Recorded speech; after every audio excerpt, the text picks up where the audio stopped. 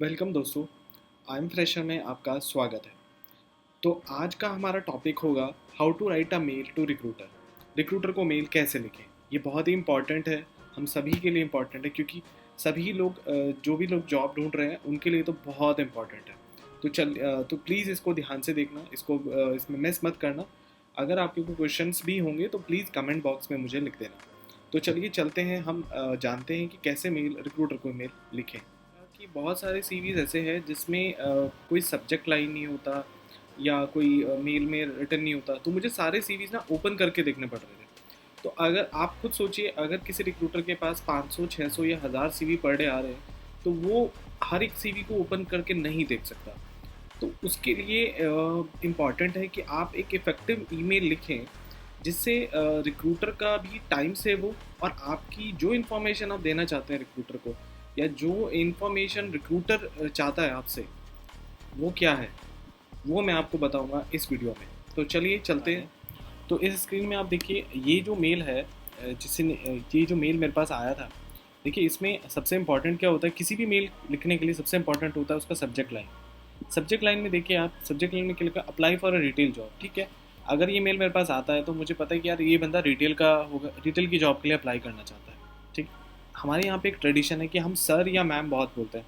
तो हम क्या करते हैं, हर रिक्रूटर को हम लिख देते हैं डियर सर, डियर मैम। यार देखो, ये जो डियर सर और मैम वाला कल्चर है ये अब नहीं है। अब रिक्रूटर को नॉर्मली हाई भी लिखोगे ना, तब भी इस मेल का उतना ही इफेक्ट पड़ेगा जितना नॉर्मली पड़ता है। उसके बाद आप देखिए कि I got mail for your side, I want to join your company, how to apply your company, send me the mail.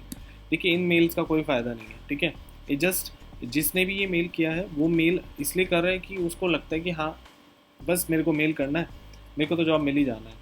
तो बस ऐसे मेल्स ना रिक्रूटर नहीं देखते हैं क्योंकि इसमें कोई इन्फॉर्मेशन नहीं है।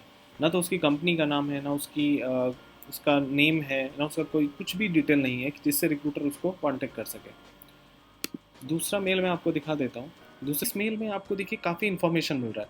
इसमें बंदे ने उस कैंडिडेट ने अपना एक्सपीरियंस भी लिखा हुआ है, उसने किस डिपार्टमेंट में वो काम करता है वो भी लिखा हुआ है, और उसने अपना डेजिग्नेशन भी लिखा हुआ है।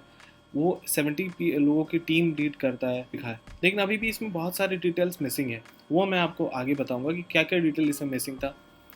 ठीक है, इसके बाद देखिए कि कुछ लोग क्या करते हैं, लिख देते हैं dear sir please find attach my resume for your reference. देखिए, इस तरह के मेल्स लिखने से कोई फ़ायदा नहीं है। ठीक है, होगा क्या, रिक्रूटर मेल देखेगा और रिक्रूटर उसको मेल को बंद करके नेक्स्ट मेल पे मूव कर जाएगा। इसके बाद आप देखिए, कुछ लोग क्या करते हैं, खाली सब्जेक्ट लाइन में क्या लिखा है, सीवी। ठीक है, respected sir please find attach CV. देखिए, इस सी सब्जेक्ट लाइन में मिनिमम आप 10 से 20 वर्ड ज़रूर लिखें, नहीं तो आपका मेल ना जंक बॉक्स में चला जाएगा। और जंक बॉक्स में मेल जाने के बाद क्या होता है, आपका मेल रिक्रूटर कभी नहीं देखता। जंक बॉक्स के मेल ऑटोमेटिक डिलीट भी होते रहते हैं। अगर आपकी ने कोई Naukri.com पे कोई पोजीशन देखी है और उस रिक्रूटर का आपके पास मेल आईडी है, आप उसको मेल लिख रहे हो, तो आपको सबसे पहले सब्जेक्ट लाइन में उस प्रोफाइल के बारे में बताना पड़ेगा रिक्रूटर को कि मैं कौन सी प्रोफाइल के बारे में अप्लाई कर रहा हूँ। उसके बाद आपको अपना नाम, अगर हो सके तो सब्जेक्ट लाइन में अपना नाम भी डाल सकते हैं, लोकेशन भी डाल सकते हैं। एक फॉर्मेट आपको बनाया है। इस मेल के फॉर्मेट में देखिए कि सबसे अच्छी बात ये है कि इसमें मैं लिख रहा हूँ कि I have seen your job posting of account manager on job portal. Presently I am working with, कोई भी कंपनी का नाम जैसे India.com है, as account manager with 5 years experience. तो इस मेल में देखिए काफ़ी सारा इन्फॉर्मेशन है, नेम है, कंपनी नेम है, इंडस्ट्री है, डेजिग्नेशन है, करंट लोकेशन है, होम टाउन है, करंट CTC 10 लाख LPA। ठीक है, नोटिस पीरियड है, एक्सपेक्टेशन क्या है, ready to relocate, ready to travel. देखिए, बहुत सारी जॉब्स ऐसी होती हैं जो ट्रैवलिंग जिसमें डिमांड होती है। देखिए, अभी तो कोविड का टाइम चल रहा है, लेकिन नॉर्मली बहुत सारी जॉब्स ऐसी हैं जैसे चैनल, जैसे सेल्स के प्रोफाइल में ट्रैवल बहुत होता है। कुछ प्रोफाइल ऐसी होती हैं जिसमें आपकी लोकेशन रोटेशनल बेसिस पे होती है। शॉर्ट टर्म प्रोजेक्ट्स होते हैं तो उसमें आपको मल्टीपल लोकेशंस पे काम करना पड़ता है। तो उसमें क्या होता है कि रिक्रूटर आपसे जब भी कॉल करेगा पूछेगा कि भाई आप रेडी टू रीलोकेट है नहीं। लेकिन अगर आप उस क्वेश्चन का आंसर यहीं पे दे देते हैं तो ये रिक्रूटर के लिए बहुत ईजी हो जाता है। उसके बाद सबसे इम्पॉर्टेंट पार्ट जो होता है वो होता है सैलरी। तो अगर आपने सैलरी अपना मेंशन कर दिया है, आप पोर्टल पे भी आपने देखा होगा कि रिक्रूटर कितना सैलरी ऑफर कर रहा है। अगर उस रेंज के ब्रैकेट में आपका एक्सपेक्टेशन मैच होता है तो आप अपनी CTC भी दिखा सकते हैं। अब नोटिस पीरियड सबसे इम्पॉर्टेंट होता है, क्योंकि देखिए जितने भी जॉब पोस्टिंग naukri.com पे होता है उसमें आपको आजकल का जो फास्ट टाइम है, सभी पोजीशन अगर naukri.com पे आ रही है, दैट मीन्स कि वो बहुत ही अर्जेंट पोजीशन है। अगर वो अर्जेंट नहीं होती तो वो किसी रेफरल के थ्रू भी क्लोज कर सकते थे, जो इंटरनल कंपनी में जॉब पोस्टिंग करके भी कर सकते हैं। लेकिन अगर वो जॉब पोर्टल पे पोजीशन आ रही है तो उसका मतलब ये है कि मिनिमम एक एक महीने से ज़्यादा रिक्रूटर के पास टाइम नहीं है, तभी वो पोर्टल से जल्दी जॉब क्लोज करना चाहता है। करंट लोकेशन आपका जो भी करंट लोकेशन है वो आप मेंशन कर सकते हैं, डेजिग्नेशन जो आपका करंट है। तो देखिए इन सारे क्वेश्चंस के आंसर देखिए आपने दे दिए।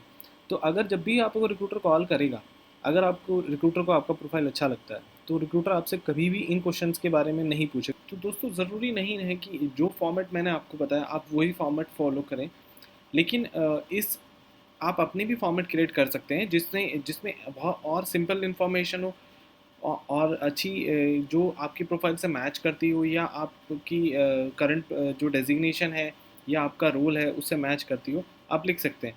आपको ज़रूरी नहीं कि मैंने जो फॉर्मेट बताया वही फॉलो करें। रिक्रूटर को जो कवर लेटर या ईमेल आप लिख रहे हैं वो जितना सिंपल होगा, जितना इंफॉर्मेटिव होगा, जितनी ज़्यादा इन्फॉर्मेशन आप उसमें दे सकें वो अच्छा है।